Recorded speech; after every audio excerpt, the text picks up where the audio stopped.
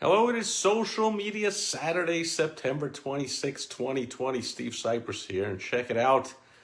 Poll came out yesterday by, now take it with a grain of salt, a left-wing polling organization, but it doesn't mean it's inaccurate. It's just as long as you know what their agenda is. Called GQR, name of the polling firm. They polled 1,000 people sometime in the month of September. I didn't look up the details of it. And fifth, about the social media and the election. And I didn't read all the questions that were asked and all that kind of stuff, because, of course, that always flavors the answers and shows the bias of the polling. But anyway, the results are kind of hilarious. 52% of the people said, shut it all down. Shut it all down. That's the solution. So there was like 70-80% of people were like, hey, social media doesn't do enough to stop all the fake stuff and the disinformation and the whatever. And, I've already talked about it here on Social Media Saturday, the different platforms that are doing limited advertising, no new advertising, all during the last week of the election. But this poll went even further. It said, and also the same number, 52% of people said, I forget what it was, but on the list, on the ranking of all the social media and legacy media for trusted source for news, Facebook came in last. And surprise, surprise. So what a mess Facebook is, as usual, and the other social media platforms. And so, but a little drastic, huh? Not like, oh, they should get better fact checkers, or they should, not allow this type of thing, or stop any violent tweets, or take down whatever, or put up a sign saying we think this is fake news, or, we're taking your account down for a week, or whatever. No. 52% of people said our solution, our proposed solution would be take it all down. Now, the chance of that happening, of Facebook giving up all of that advertising revenue, the billions and billions and billions of dollars a day that they must be bringing in, not going to happen if you're asking me. So keep tweeting, keep posting your cat videos, and most of all, keep scrolling through your feed to see all the incredibly deranged lunatic posts and people unfriending friends and family they've known their whole life.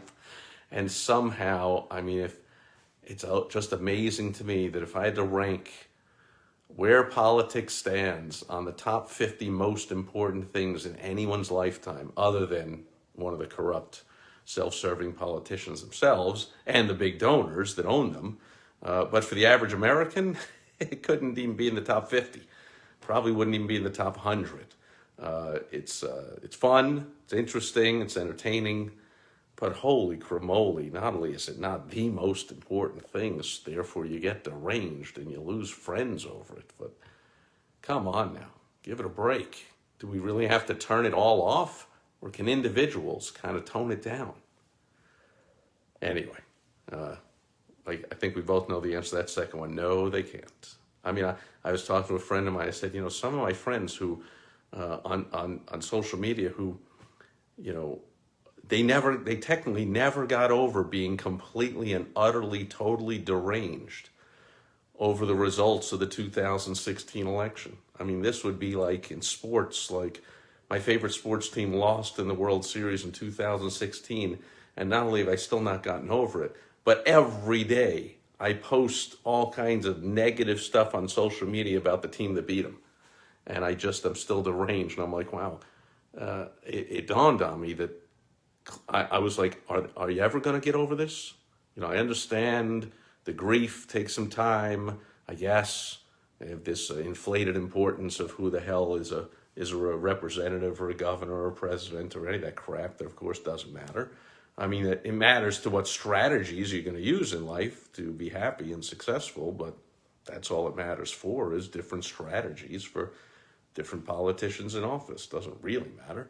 But anyway, I mean, they're 99% all the same. Very little difference to the average person, to anyone's life. But anyway, then I realized, no, they never got over it because they kept it up. They stayed deranged for about 3 years. And then it's the new election season. So now they're not still, I mean, they are technically still deranged over 2016, but they have an excuse. Now they're deranged about 2020. And I just wonder how long it'll last after the 2020 election or after the results, or however long that takes, for them to get over their derangement again. That remains to be seen. Unless, as according to this poll, they just shut it all down. That's it. No Twitter, no Facebook, no Pinterest, no Instagram, no YouTube. Shut it all down. Great poll.